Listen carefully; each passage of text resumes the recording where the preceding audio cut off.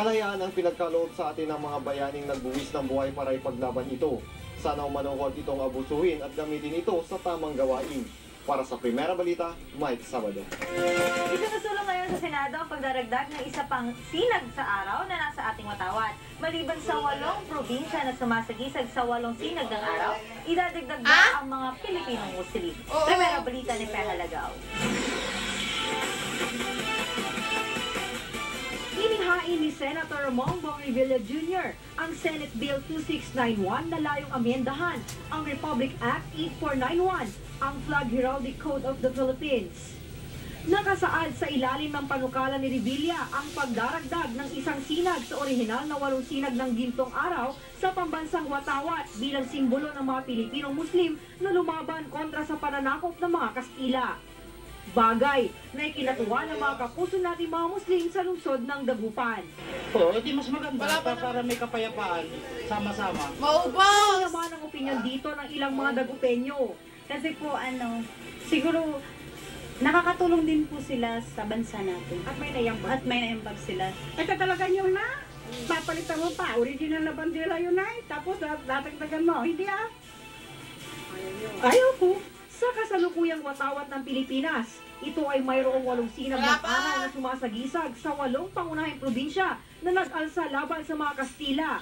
Ito ay ang Batangas, Bulacan, Cavite, Laguna, Maynila, Nueva Ecija, Pampanga at Tarlac. Para sa Primera Balita, yan na ba yan? Halagaw. Ang bahaging ito ay hatid sa inyo ng Arroyo University. Ikaw at NU, hawak kamay. Wala naman. Tuloy-tuloy pala na pagbibigyan natin ng good news kasama ang mga kapuso natin sina Ivy Andrada at Jasmine Gabriel. Record mo na daw. Maraming salamat, Joyce. Alam mo, Ivy, sa ngayon na yung issue ng fish kill ay sariwa pa rin sa mga Pangasinenses. Pero thank God, kasi tapos na ang fish kill sa Western Pangasinan. Oo. Actually, sa lungsod ng Dagupan, I think last week nagsagawa sila ng budol fight para labang ipakita sa mga kapuso natin. Yes, that's true, na ligtas kainin yung bangus. Dito rin sa Western Pangasinan, balik na po sa normal ang kalakaran ng mga bangus. Sa katunayan, pinatunayan nila yan kahapon. Nagsagawa sila ng festival at Alaminos na kung saan 3,000 ng mga bangus ang kanilang inihaw. Tama ka dyan. Kaya mga kapuso, tunghayan natin ang nakakatakam na salo-salo ng mga taga-Alaminos. Narito ang Primera Balita.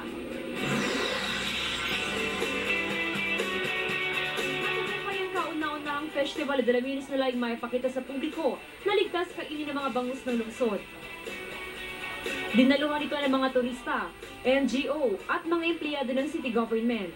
Ayon kay Alaminos City Mayor Hernani Braganza, silang mga opisyalis ang dapat nangunguna sa pagkain ng bangus upang maging kampante ang mga tao.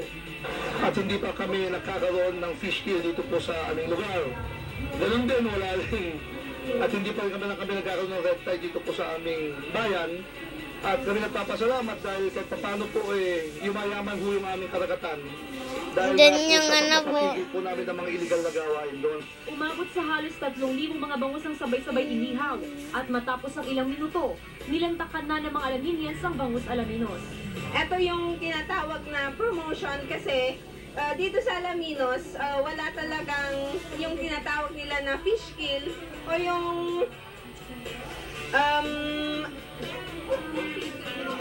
yes. Kasi yung nababalita na fish kill, hindi talaga galing dito. Galing siya sa ibang bayan. Naniniwala naman si BIFAR Central Director Attorney Asis Perez na sa loob ng 2 linggo, babalik na sa normal ang bentahan ng bangus sa buong lalawigan. At medyo mas mabilis din naka-recover yung situation dito. Unlike yung Taal na continuing for a week. No? Dire-diretso yung fish kill. At siyempre, ang talagang malaki na epektuhan nito, hindi lang yung mga may-ari ng fish cages, kundi lalong-lalo na yung mga ordinaryong mamamayan kasi nagtatakot yung mga taong bumili ng isda. Pinag-aaralan naman ng pamahalang panlungsod ang posibilidad na taon-taon nang ipagdiriwang ang Festival at Alaminos. Para sa Primera Balita, Jasmine Gabriel. That portion was brought to you by Lorma College.